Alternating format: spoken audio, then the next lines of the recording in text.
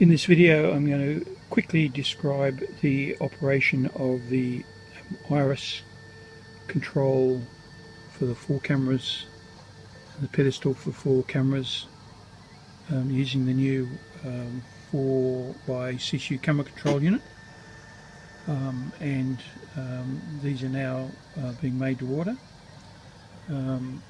Over here is my albino version, which is a see-through box, so you can see through.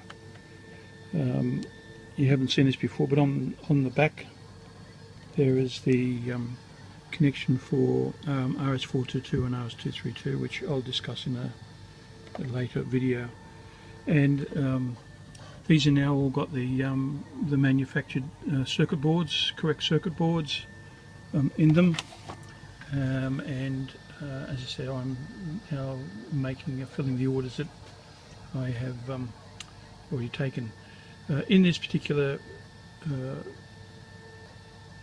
demonstration, I've got 3 cameras connected, which I'll just walk up here and show you. Those 3 cameras, they have 2 ATEM Studio cameras. One of them's got the smaller Panasonic lens, the other one's got the larger Panasonic lens. They allow us to control iris and zoom and focus and all the things on the remote CCU, which is all part of the ATEM function. I've got a 3rd camera here hooked up.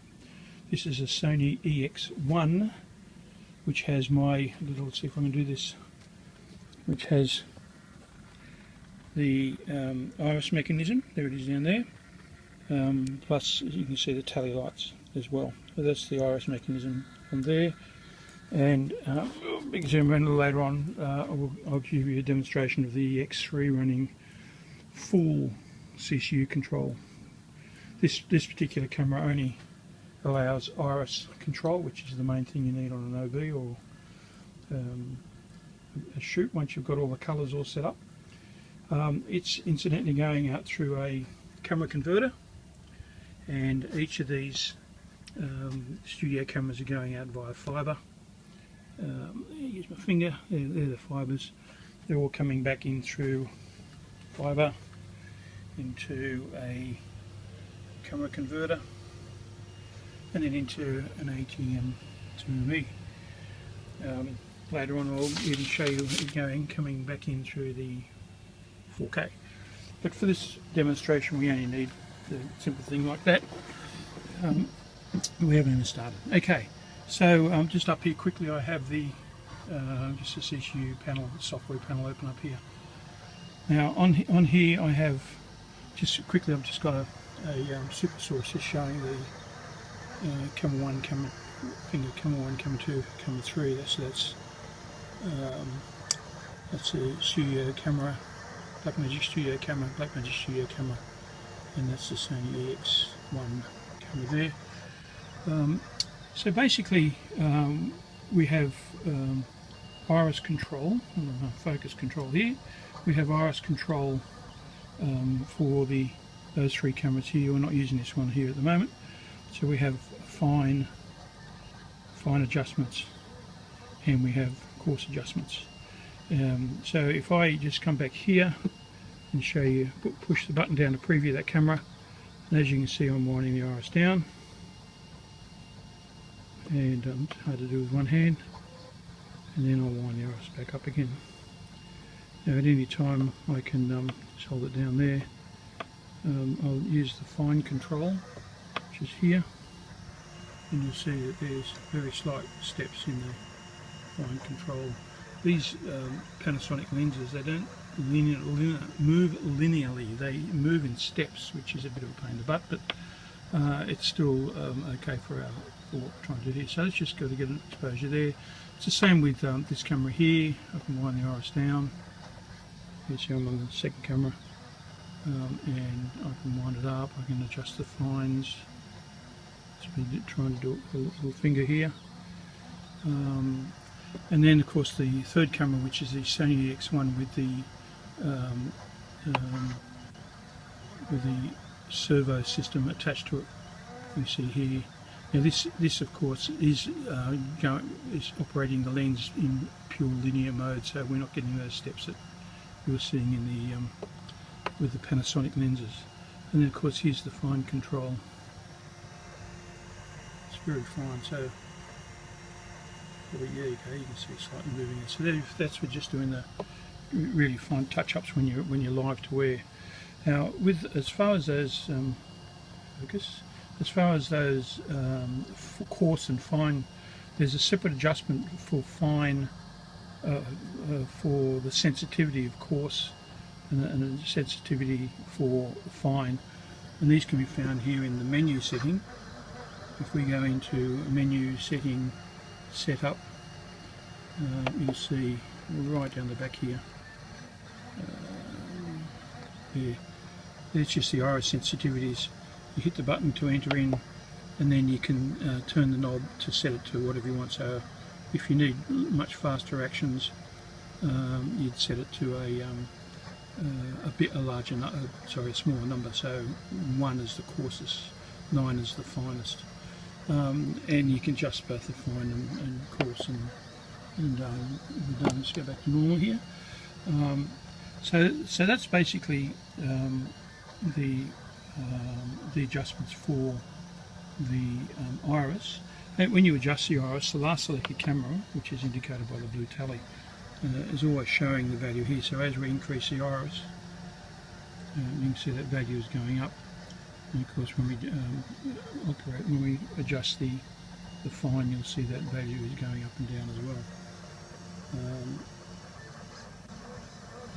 The ATEM does strange things as far as iris is concerned with values. It doesn't quite show you what really is going on. At least it gives us control. For instance, if you adjust the iris on the control panel and you have a look up here on the software control panel, nothing changes. It's not feedback, not giving feedback of the value on the iris, but that's probably something Blackmagic will sort out at some stage.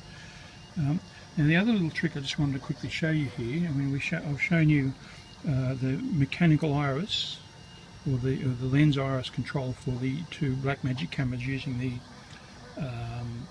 Panasonic lenses, and I've shown you the servo mechanism if you use one of my BAS boxes to control the iris on the Sony EX1. I'm just going to show you another little thing you can do. Because sometimes you may have a camera connected that might be a B4 lens and you don't have iris control, there is a setting in here where you can actually tell it to use the gain control. I'm not talking about the dB gain, I'm talking about the actual RGB-Y gain. Now what that means is that you can actually adjust or pseudo adjust exposure by changing the gains, the RGB-Y gains. Now I'll show you how to do that. We just go back up to setup mode again, into setup mode. Hopefully I'll have the user guide published shortly and you'll be able to read what I'm actually doing here. So I'm just going to go over to a setting called IRIS mode, which is IRIS lens or gain. So we hit enter and you'll see at the moment here the 4 CCU positions have got lens, lens, lens and lens. I'm going to change CCU position number 2 to gain, which is G. We hit enter, and then we come out of there, and now when we adjust the exposure on camera 2, it's actually changing the gain, and you can see it's a much smoother because it's not relying on that mechanical stepping that the Panasonic lenses have got. That's actually changing the gain.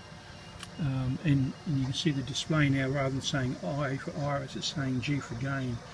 And if you actually have a look at the camera 2 position up here, as I'm adjusting it, you see it's adjusting all 4 of the values, the luminance, red, green and blue, at the same time, which is giving a pseudo iris control. And if you actually have a look at the picture here, you'll see it actually looks like it is increasing the exposure and decreasing the exposure. And which is very useful for, as I say, for when you're using the B4 lenses. And then of course, just to put that back to normal, or back to the way it was, we just go back into that same setup again, which is there, and you can see that's on G. We just switch that back to L. Done and done. Now the only other thing I need to talk about is the black levels, or the pedestal, which is the black knob, and as you can see here, if I just hold down, that's camera 1, and as you can see I'm decreasing the blacks here. In this particular setup where I've just got these 3 cameras on these shots, there's a bit of a flare coming in on lens 2. On camera 2, there's a bit of a flare coming in the lens, and to get a match I've had to adjust the pedestal down a little bit, and as you can see here, when you adjust the pedestal, it shows you the value here on the display. So, you know, setting blacks isn't just a matter of setting blacks. Sometimes you can use the pedestal to get a much better match if the blacks are slightly different between the cameras due to lighting or lens flares or things like that. But I'm probably telling you something you already know, so I'm going to go before I make a fool of myself. Goodbye.